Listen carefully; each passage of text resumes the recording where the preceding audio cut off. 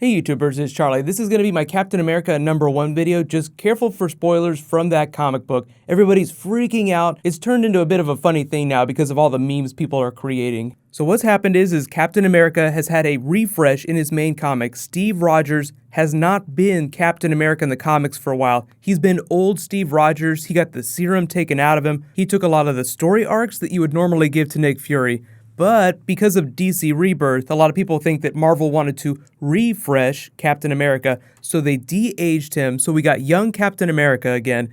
But because Sam Wilson is now Captain America with the vibranium shield, and they didn't want to take that away from him, they wanted a compelling twist, so mission accomplished. Now everybody thinks, and this is getting to the spoiler part, he is a Hydra agent. He's been Hydra this whole time.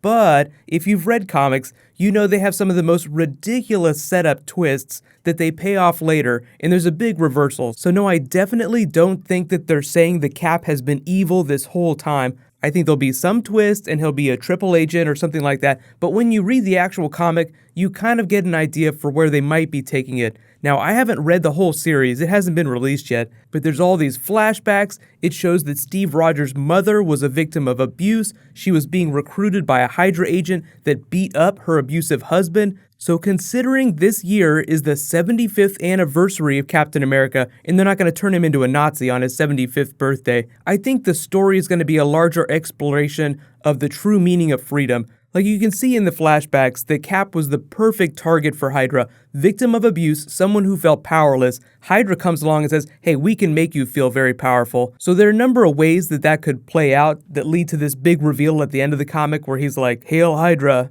I'm going to talk a little bit about his arc during Captain America Civil War, the movie, so careful for spoilers from that. He has that big conversation with Tony Stark. That ain't freedom. He doesn't want to sign the Sokovia Accords, work for the government, because he's seen what happens when government's agendas change. I mean, he's really thinking of the Nazis in that situation. He has his own idea of the true meaning of freedom, and he doesn't want to serve someone else's idea of freedom, worrying that that might end up changing later if someone decides that their idea of freedom isn't true freedom. So I think whatever ends up playing out over this Captain America arc, that idea of freedom will remain true to the character. It's just that the new backstory bits will have him hopping around a bunch of different places that you never expected. They want you to buy the comic, so of course the first issue has to hook everyone oh my god, what the hell just happened? But a lot of people have said that, mostly the people that are getting upset about this are non-comic book readers. That's not necessarily true. It reminds me of a big twist on the Flash Season 2 TV show. So careful for spoilers from The Flash with respect to the Jay Garrick character.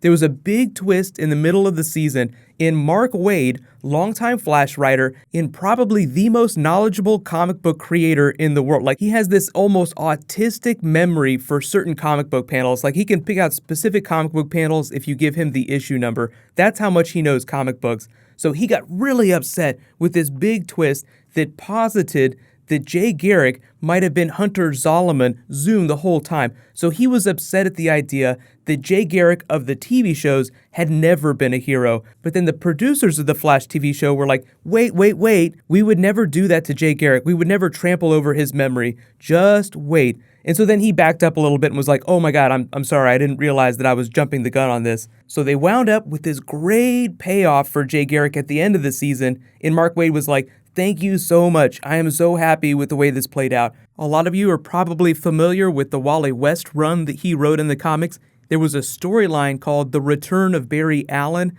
In it, Barry came back and was acting like a jerk. So Mark Waid tweeted this out the other day where he's like, if I tried to pull this off today, like the Captain America twist, people would kill me. Not even joking. But in the comics, what ended up happening during that Return of Barry Allen arc is that it was revealed that the asshole version of Barry Allen was secretly Eobard Thawne masquerading as Barry Allen. So Wally West gives him the beatdown, you're no Barry Allen, you're just an asshole. So if you feel bad at getting really upset about this Hydra twist, do not get upset. A lot of people have this reaction, even people who have been reading comic books their whole life, and understand that this is just the way the publishing game is played. There has to be a really interesting hook before they pay it off and before some big reversal where it's like, oh, Cap was pretending to be a double agent for Hydra when really he was a triple agent, trying to make Hydra think that he was a double agent, but then there's a big reversal. So there are just so many winding twists that are going to happen in this story. I think they just wanted to make it really interesting given what's happening with DC Rebirth right now, because that's an amazing story. And anytime DC does something really amazing, Marvel has to try to do something amazing too. It's just the way the game is played. But here's my big question for you guys, or it's not really a question. In the comments below, write in your funniest joke for this text bubble here. There have been some really good ones. But in related news, if you guys haven't seen it yet, be sure to go see X-Men Apocalypse. I'm going to be doing an Easter egg video soon. There's new Game of Thrones coming. There's all kinds of 90s X-Men stuff that we have to talk about. So be sure to subscribe to get that, and Hail Hydra.